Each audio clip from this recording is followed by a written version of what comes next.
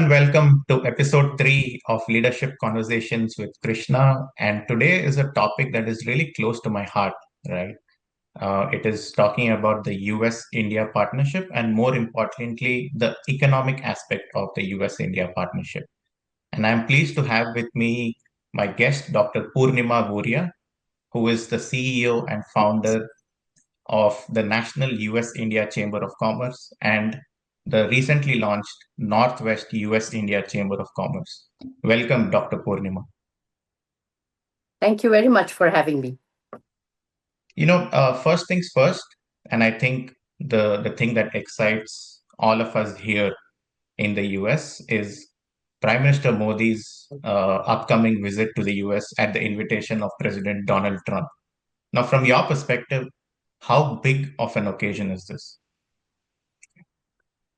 Very significant, I might add, because he's the first prime minister of any country coming after President Trump took office. So it's very significant. It also tells us that how important US India is to US, and Indo-US relationship and strategic partnership is going to come to the next level in this new administration. So I am also very excited, like you, Krishna.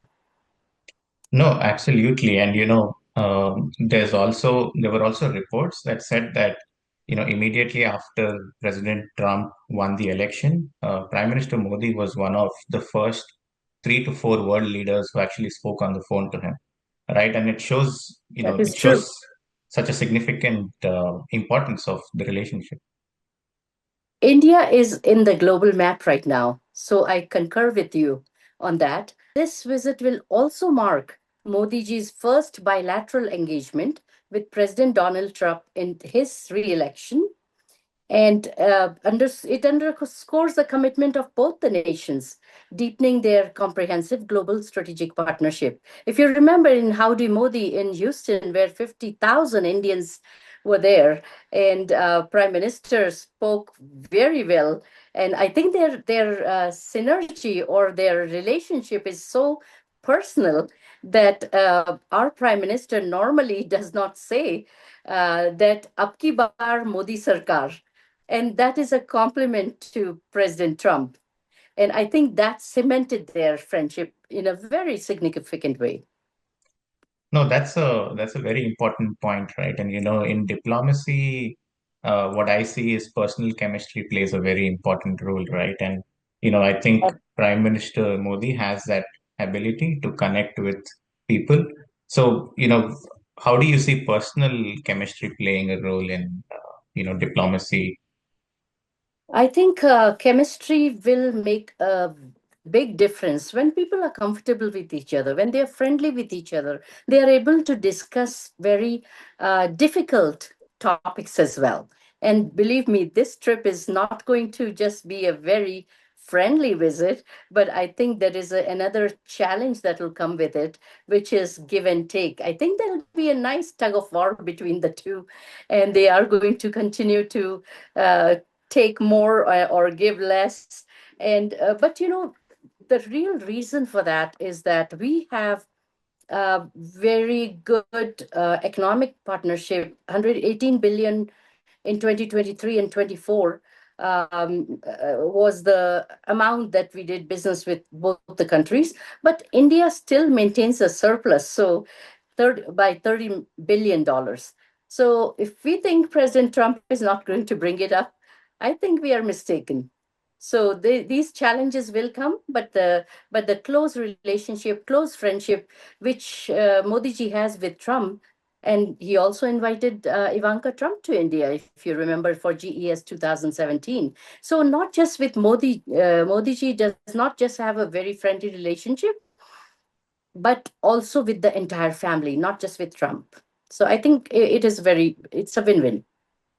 No, absolutely. And I think I originally from Hyderabad, India, and I still remember Ivanka's visit to Hyderabad back in 2017, right? And Mhm. all of these things play a big role in developing and deepening the partnership, not just between Mhm. leaders but also countries, right? Yes. Um, From your perspective, is economics going to be the big topic of discussion in this visit? I think economics and security both are going to be very important. As you know, when Jaishankarji came at the inauguration, there were very significant meetings, and he's a very astute. I won't even call him politician because he's our foreign minister, but he's very good at what he does, and I equally respect him as much as I respect Modi ji because he does all the homework. And in the inauguration, you would think you would join the festivities, but no, he was having very significant meetings with the State Department, Marco Rubio, as well as many other quad meetings and whatever is important to the Indo-US security and the region in the region, with the quad countries like Australia, Japan, US, and India being the quad countries that are responsible. I think India is playing a significant role in bringing peace in the region. Because, as you know, we have always promoted peace. We never go attack any countries for no reason, and we do answer if we have to take care of certain difficult situations in the world, but we don't instigate wars. So India is known for peace, and that is why we have a messenger of peace, Mahatma Gandhi ji. No, very, very good points, right? And the US and India coming together can certainly play its role in peace. And how significant, right, is, I was seeing the news, and Marco Rubio took his oath and was confirmed as Secretary of State. And I think within the next 1 or 2 days, he had a bilateral with Dr. Jaishankar, the Foreign Minister of India, and then also a Quad summit, just on the same day. Now, Mhm. how significant Yes. it is that India gets on the US's calendar on day one.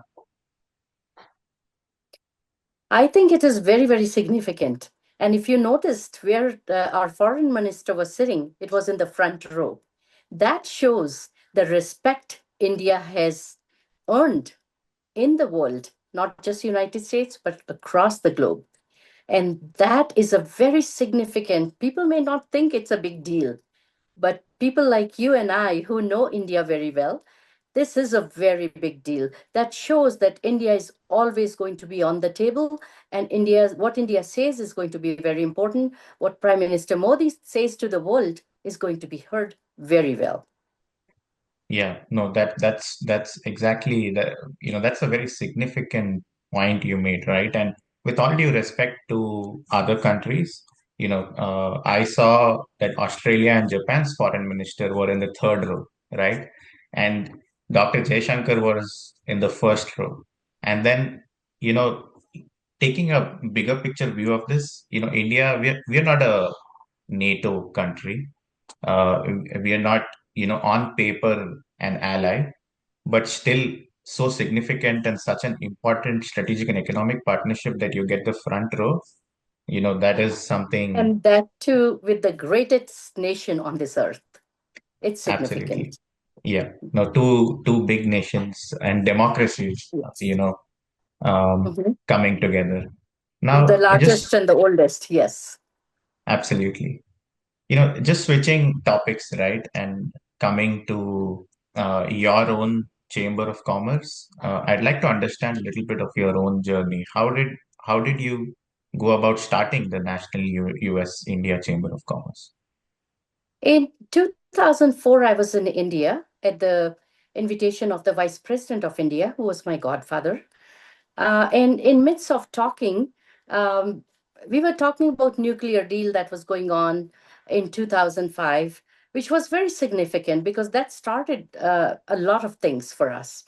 The relationship with India and US were not so significant at the time because we were always seen as friends of Russia because we bought all our defense equipment and fighter jets and all that from Russia as well as from Israel. So it seems like US didn't trust India at the time. I think their relationship was more closer to Pakistan. And I think in time they found out that the loyal partner is India. And eventually it shifted from Pakistan to India, but it took a long time and it took a very solid, straight road. It didn't happen overnight, but I think significant thing in 2005 was the nuclear thing. So I know that at the time the talks were going on, it hadn't happened. It was, I think, consummated in 2005, if I'm not mistaken. So we were talking about that, and I said to him, I used to call him Papa. So I said, Papa, I love both the countries. India gave me my birthright, and also it gave me the culture, the roots, the upbringing, the beautiful yoga that the whole world is doing now, and meditation and whatnot. So I learned a lot from India. That is why I my because of my roots I was very strong, and that strength actually translated into uh, me being a good contributor by being a good citizen in the country of my home, where I make my home today and where I do my work today. So I also would like to mention that I did write a book, which is which is very personal. It has nothing to do with business, but it is this falling in love with India, and Wow. it just talks about my journey from home to the White House. So at that time, the vice president of India mandated me that if this is what you love, US and India, because I say US made me who I am today.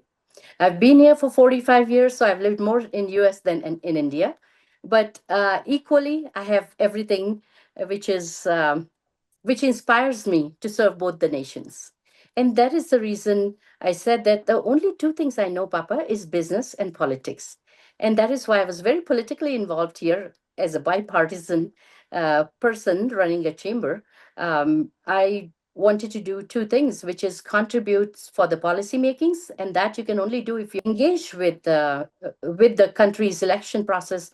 You know about all the branches. You get to know the Washington. I went to many of these capital conferences, which taught me a lot about when I met with Hillary Clinton, with Alan Greenspan, the Federal Reserve Chair, and it was just senators, congressmen. It was just a learning experience. So I learned a lot. And so when he mandated me to start the chamber, I honestly speaking did not know anything about running a chamber at the time. The love and the passion that I have had for both the countries, the background I had in business because my father was a businessman, and his story is also on the Minority Business Development Agency's website, which is our federal agency, which serves 8 million minority businesses of US, which is a $1.3 trillion economy of US. So that experience that I had, I said, business and politics is in my blood. Why don't I start a chamber of commerce so I can fulfill what you are asking me to do? And in India, elderly people, when they say something, you never say no, you obey them. And that's our culture. So that is the reason I started.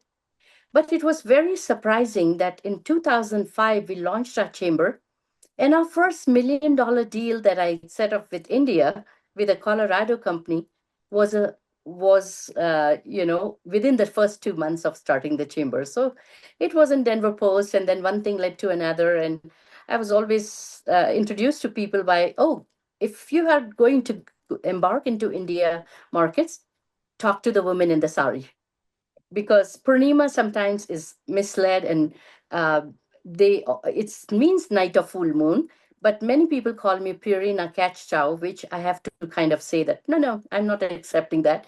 If you can say Purina, you can say Purnima. Yeah, what a amazing journey, right? And it's amazing how pure passion and hard work, right, towards a purpose and a cause can make you do so much, right?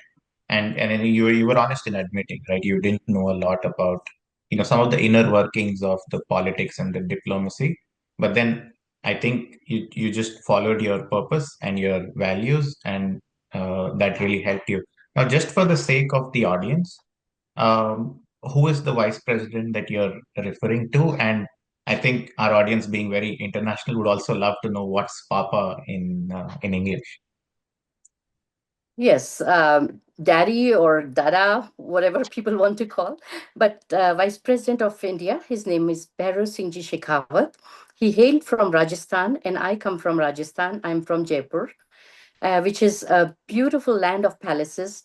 80% of the tourists go to Rajasthan and go to Jaipur. It's a land of palaces and very opulent. This is how we dress up in Rajasthan. So that is the reason. This is my business attire, and I can conduct $1 million deals in a sari. So don't be bashful if you see a woman in a sari and a bindi. When you go to India, our leaders of India will be in a sari, like our finance minister of India, Nirmala Sitaramanji, who just presented India's budget. So you will be seeing this. So I wear this as my business attire only to encourage people to talk to a woman in the sari like me, because women in a sari can do $1 million deals.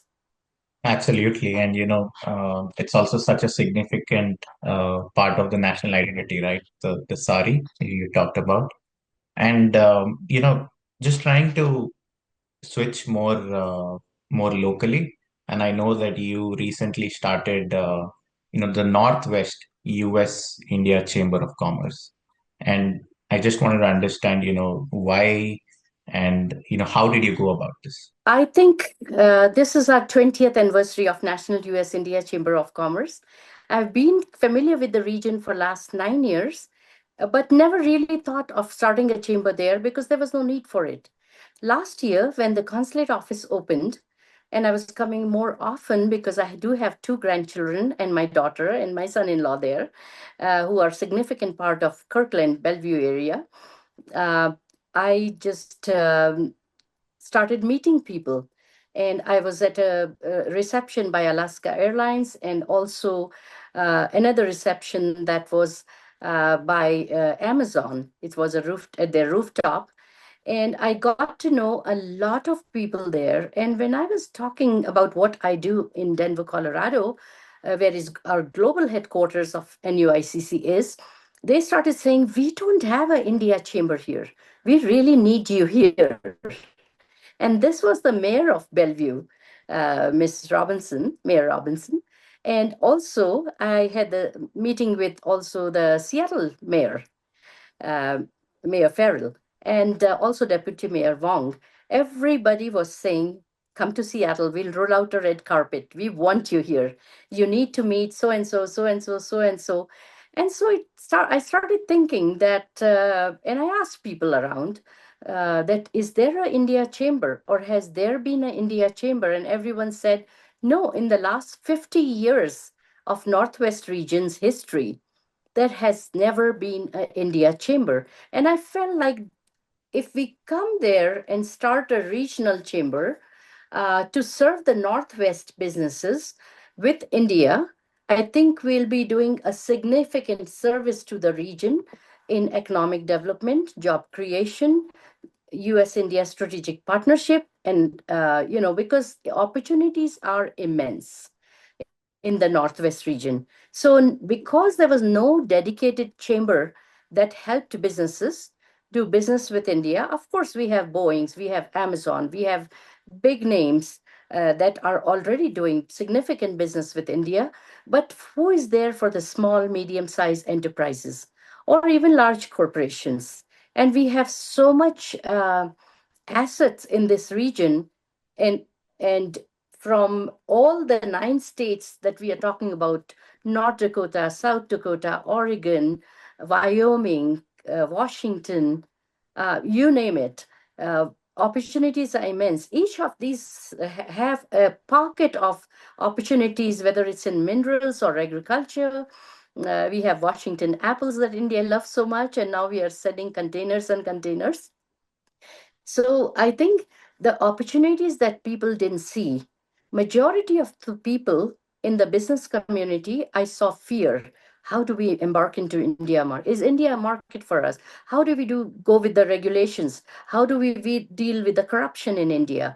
How do we get together with the government relations? How do we have those relationships. So fortunately, we have a consulate here, and we have Consul General Prakash Gupta, and I'm grateful to him that he came to this region. So India got its presence. And I think the Consul General's office has done many, many cultural events, and they have really gotten India on the map, very especially in Seattle and Bellevue region. And I'm sure they are going to do some more in other regions as well.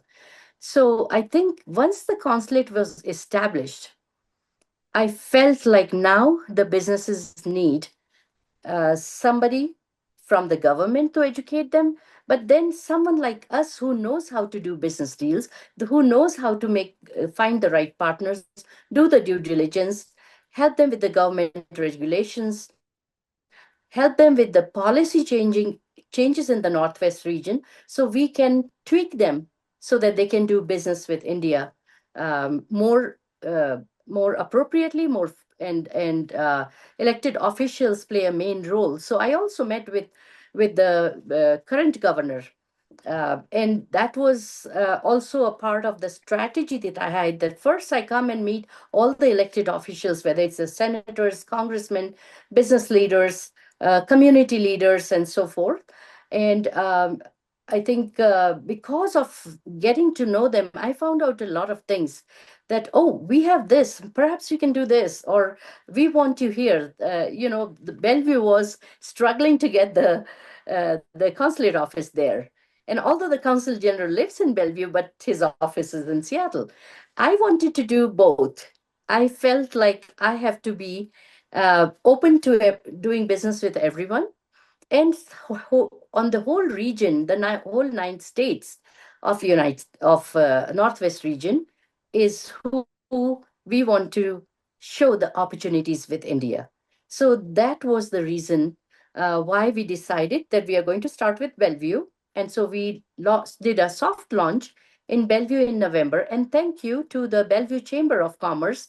They embraced us, and so did the city managers, and the mayor said that talk to this person. We want her here. So that's how we went to Bellevue. But next we are doing it in March, which will be in Seattle. So we will be present in Seattle as well as Bellevue. So Seattle people, we love you too. We're coming there very soon.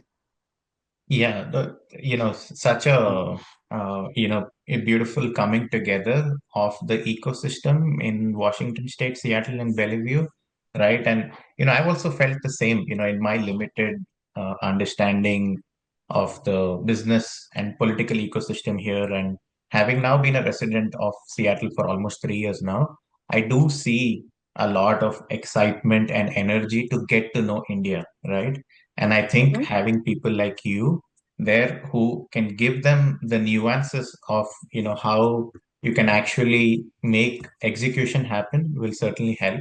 And like you said, right, having the consulate and having a presence here matters a lot, especially because it puts you on the map, right? And we're seeing that a lot, right? And I recently saw Dr. Shankar inaugurated US consulate in Bangalore, right? So I Mhm. can see a nice two-way street happening to kind of deepen the diplomatic partnership here, right?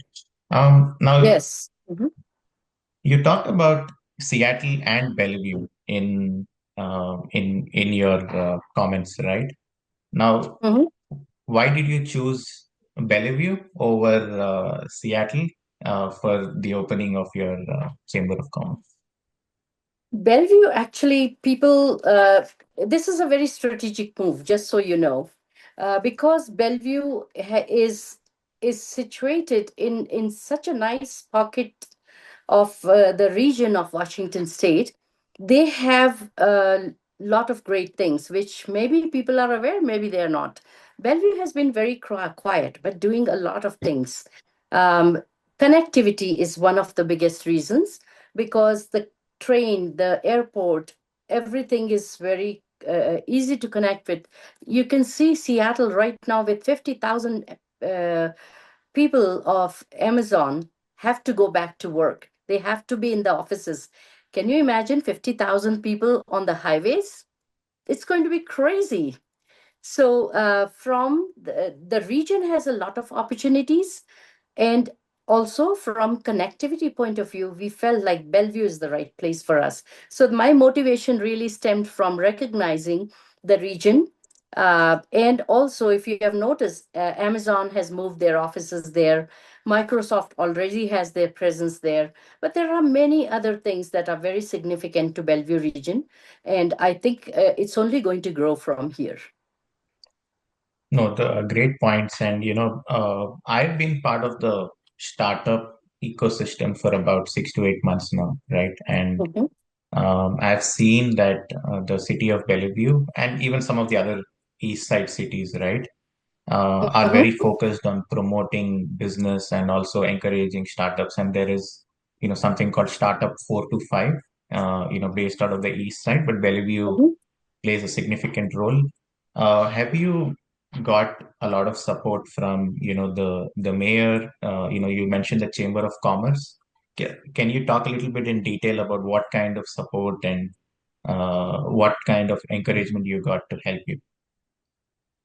I think I came there on 15th August celebration with Bill Gates and many dignitaries that were on the stage. And thanks to Consul General Prakash ji, he did a spectacular event where I met a lot of elected officials as well. And the friendliness I saw in Bellevue and the support that I saw in Bellevue, I think right after the event, there was a very special dinner for a chosen few. And I met with the Bellevue mayor at that time, who said that, Purnima, you need to talk to my city manager, Nathan. And she told Nathan that you better get her here. So she mandated him. And then Nathan said, you need to meet a few people. So Nathan connected me with Joe Fain, who's the Bellevue Chamber of Commerce. Probably the nicest person I met. He was so supportive and so much wanting to work together. I see that these two locations are very strategic. Seattle is more known to India, Bellevue is new. So I'm going to make sure everybody knows Bellevue in India by taking trade delegations this year from both the regions, and and perhaps one coming from India prior to the month of May, which is the Asian Awareness Month, which is celebrated by the White House and everyone. So I think Select USA is a very important piece of that, where companies from India may come and buy some companies here because they are looking for their growth, and they may invest, because now we are doing a lot of joint venture partnerships in various industries like defense and aerospace, critical technologies, AI, and so on and so forth. So I think it is time for us to encourage Indian businesses to come to United States for mutual benefit. No, absolutely right. And, there's already a lot going on between these two regions. If you would say, the Seattle Bellevue region and, India, right? I, I think Microsoft has its largest office outside Redmond in India. And so Mhm. does Amazon, its largest office outside here in Hyderabad, and right? and also our coffee guys in Washington. Starbucks. They Starbucks, are oh opening yeah, right. 1,000 Starbucks in India. So Yeah. I think even Consulate is opening 10 offices in India. So it's just an ongoing thing. I think I've heard about 1,000 World Trade Centers coming into India. So a lot is happening. A lot is happening with India, and India is seen as the most fascinating country in the world.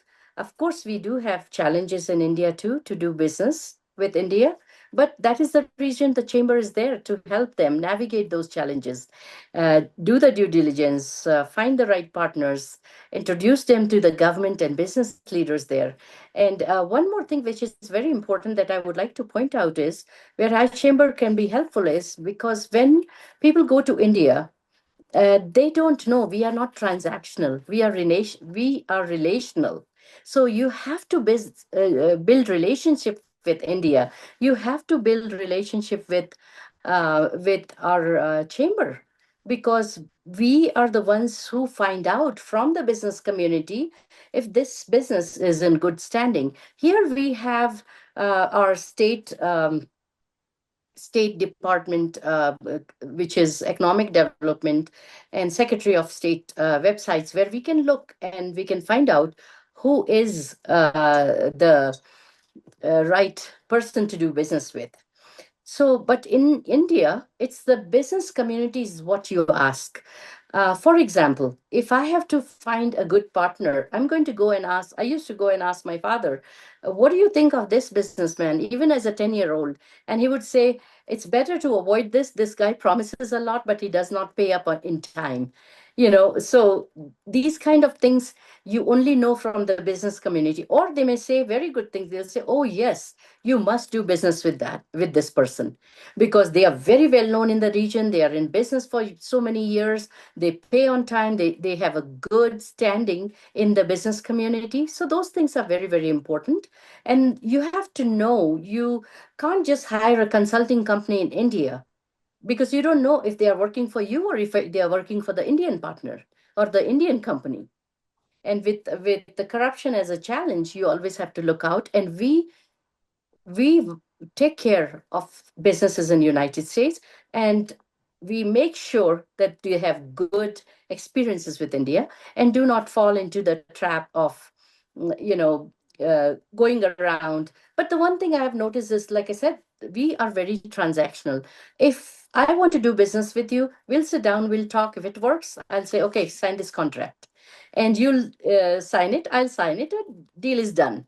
It's very complex and very difficult to navigate India markets. You do need a person who knows US as well as India, and who will navigate the system for you and hold hands with you and take you through that journey. Because many companies go with US commercial services and all, they do a fantastic job with their gold key programs and others, but majority of the people are left without any support after they come back. And that's why they come to our chamber and say, I don't get my emails returned, I don't get my phone calls returned. And so then our chamber, thanks to the US commercial services, we get a lot of business from them. And we do try to help our people understand that our chamber's mission is to promote bilateral trade between United States and India through business relationship that often results in business deals. So that's the reason we created this pipeline for the Northwest region, to support the region with these kind of things by doing joint events. Our next event is going to be with Bellevue Chamber of Commerce coming up, which is going to be a major event. So, and we are talking to Seattle Chamber of Commerce. Hopefully, we'll do one with them.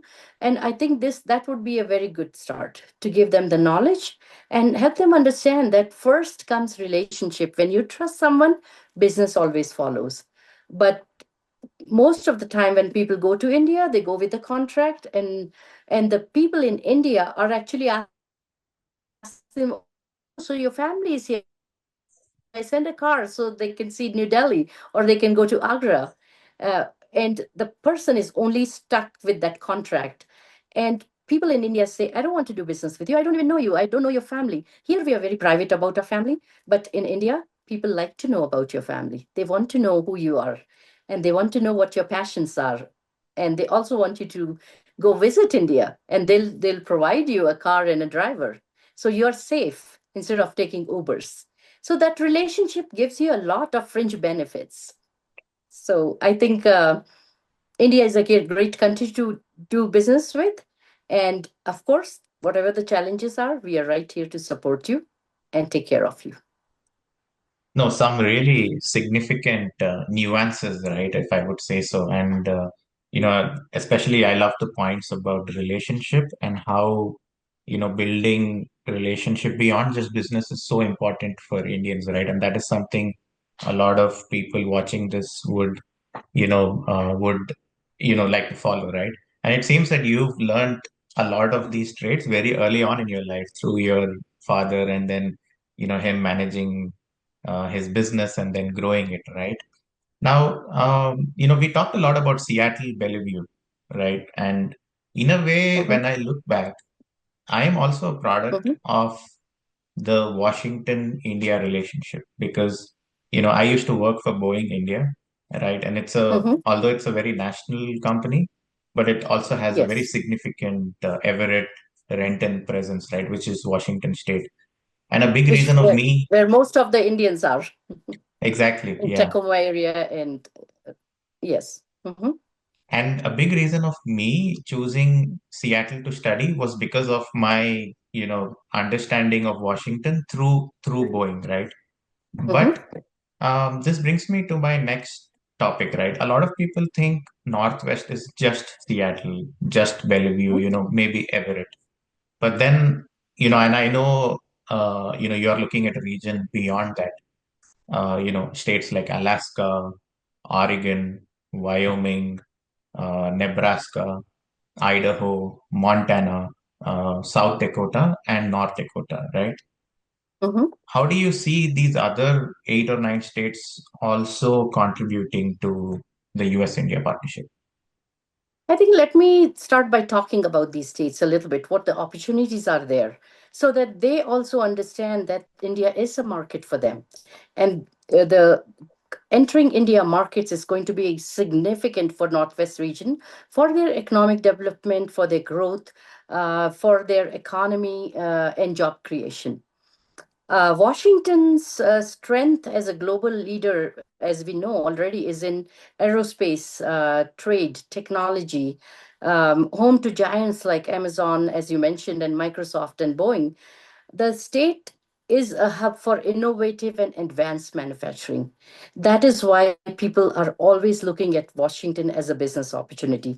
The role of India US strategic partnership in Washington is central to the tech and aerospace sectors. The state's emphasis on tech startups and its leadership in aerospace. And I think you interviewed someone with the startup, so he would understand and appreciate this, that these startups and its leadership in aerospace creates opportunities for collaborations in software, AI, and advanced manufacturing. But when I talk about Washington, I might also um, tell you that when I was a national advisor appointed by Secretary of Commerce Gary Locke, which was in 2009, and I served up to 2016. The last Secretary of Commerce I served was Penny Pritzker, who is the owner of Global Heights. You know, so at that time, Boeing had asked me to come to Washington and have a conversation with them because these 8 million minority businesses is who they wanted to help with the MSMEs of India. They asked me to go to the Boeing conference in India to speak there, as well as figure out how Boeing can give 20% of their contracts to minority businesses. Now, what is minority businesses? In India, MSMEs is micro, small, and medium-sized enterprises. That's what we call MSME. Minority businesses here. They are Japanese, Chinese, Lamong, Indians. They're all minority businesses, but they don't get a fair shake in the US economy. So that is the reason Minority Business Development Agency is very important agency, which was shut down for 70 years. And then when we became advisors, we presented a report to President Obama why it should be a permanent agency and we need it.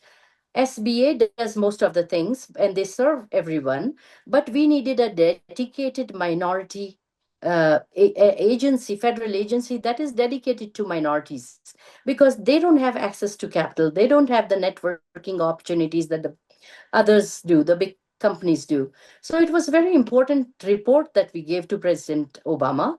And during President Biden's time, in January, I think last year or the year before, he gave billions of dollars to this agency and made this agency a very integral part of US economy.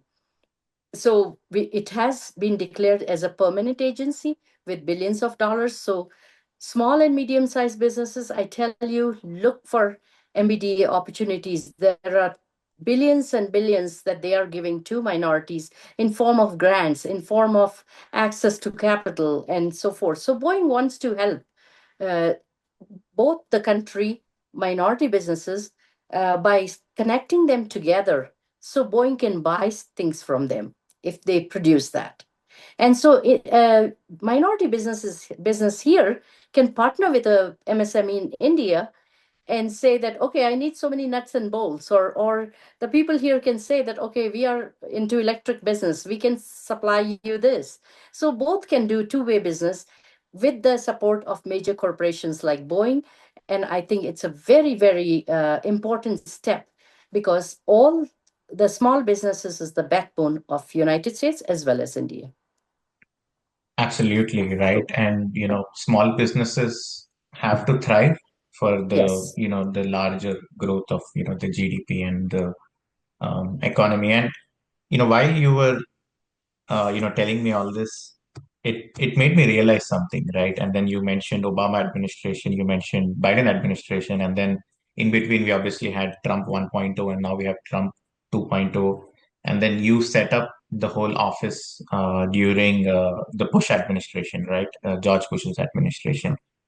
Mhm. And this brings me to a point, right? And talking about the bipartisan nature of the India-US relationship. And it looks like it doesn't matter which party, I mean, the Republican Party or the Democrat Party is in power, but then it looks like the US-India relationship is still going forward and making leaps and bounds. What do you have to say about the bipartisan nature of the relationship?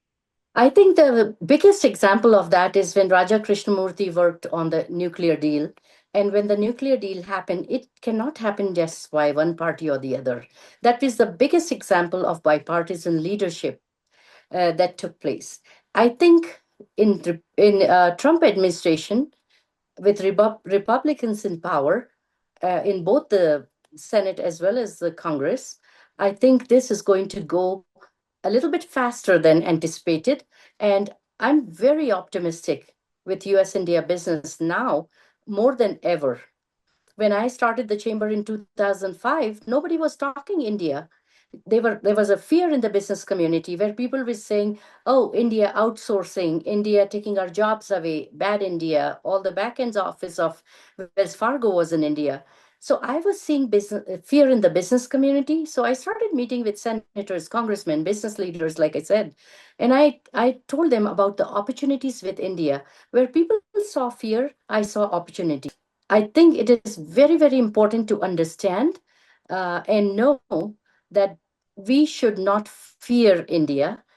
India is our strategic partner, and we should do business with India, but I would say cautiously, diligently. But please hold hands with someone who can support you, who can protect you, and who can also forward your cause with India so you can meet your goals and you flourish. Bigger companies have international department like Microsoft, Boeing. They don't need chambers. Although I was surprised when I found out that they needed me too.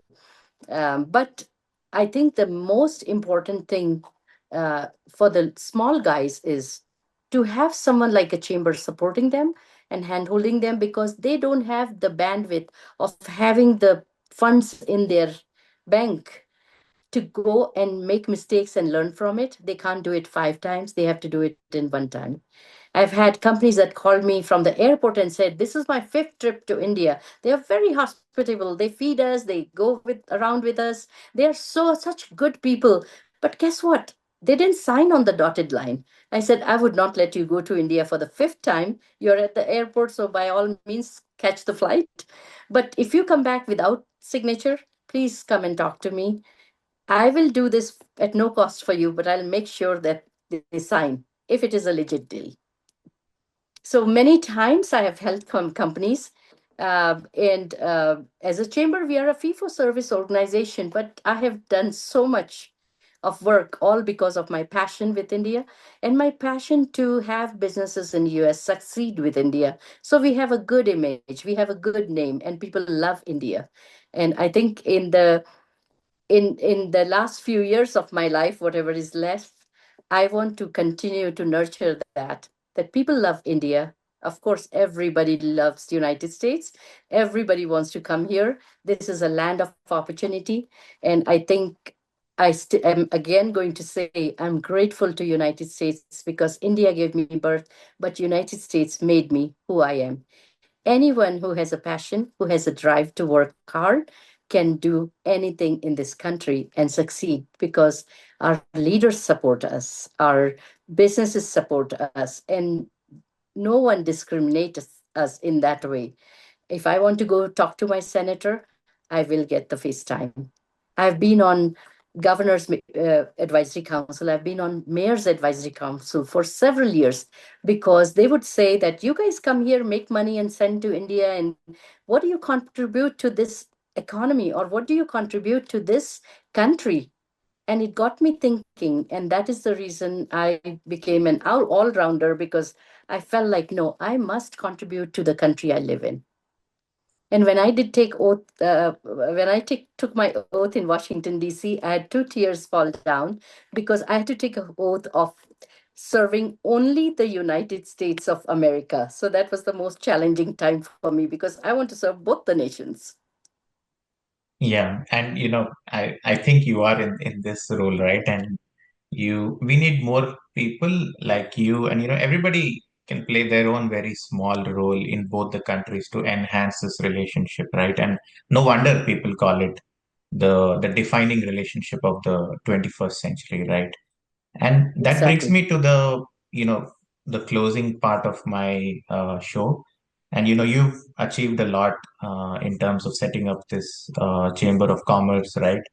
And how has the how has your family support been, in terms of helping you grow this business and achieve what you have? And how do you also go about work-life balance? Because that is a topic that a lot of my viewers would love to know. I would like to say a few things. Number one, as a single mother, I raised my three daughters by myself. I could do it only in this country because this country gives you the freedom, it gives you the opportunity, and it gives you the support that you need as a single person to raise your children. All my three daughters did very well. They were spelling bee champions. They were gold medalists. They received full ride scholarships.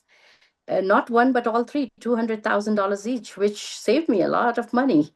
And I just kind of rewarded them with a Honda Accord or giving opportunities. I'm not only just grateful for myself, but also on behalf of my daughters, I want to thank the United States of America for giving us the opportunity. And now today, they have a beautiful life. They have achieved very well in the corporations that they work in. My oldest one, Dr. Pooja Voria, is a radiologist. Breast imaging is her specialty. Her husband is a corporate litigation attorney, Manish Borde, very well known by many of our elected officials, and has his own law firm, Borde LLC.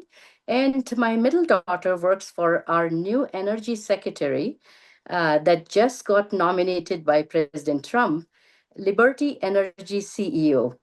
And you all know, I think in last week he was briefing the Senate and the Congress for his nomination. So Chris Wright is his name. So oil and gas is a big need of India. So I'm sure that is why I saw Jai Shankarji meet Chris Wright, and I believe that he will be going to India very soon. So she is Anjali Voria, and she's investor relations and chief finance lead for Liberty Energy, and which is the oil and gas industry, which Indian women don't work very much in those industries. But and then my youngest one is global VP at Procore Technologies. Although she was for 7 years in Microsoft, she moderated Satya Nadella for the town halls because she was president of Global Women, Microsoft Women. She hired 2,000 people and made a sales team and made a name for herself, then moved on to IBM. Again, a global VP at IBM. Then Procore Technology hitched her, a smaller company, but then she got a lot of financial benefit as well as good roles there. So I think I'm very grateful to this country for the success of myself and my children and success of many businesses that I've helped and put together with India. That's a amazing journey, right? And what better for a parent than to see, their children succeed and grow in life. And I Um, cannot end without taking names of my two grandchildren that are in Kirkland, Washington. And that is why that is going to be my permanent home. because Arya and Aaron are 8 and 5, and they are the love of my life right now. I love them more than even my daughters. Sorry, guys. Yeah, yeah.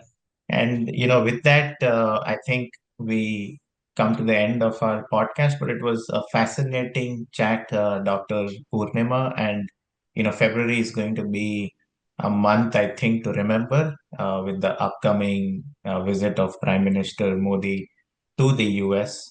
And hopefully it is as successful as two significant events we saw: 2019 Houston and 2020 in Ahmedabad. And we Mhm. get more memories of the India-US relationship. Once again, thank you, Dr. Purnima, for joining me today. Thank you And again. thank you for what you do. It is needed what you're doing. Your podcasts are a vehicle for people to know more about India and more about the region. And I think you are doing a great service, and I thank you for that. Thank you I for having appreciate me. that. Namaste.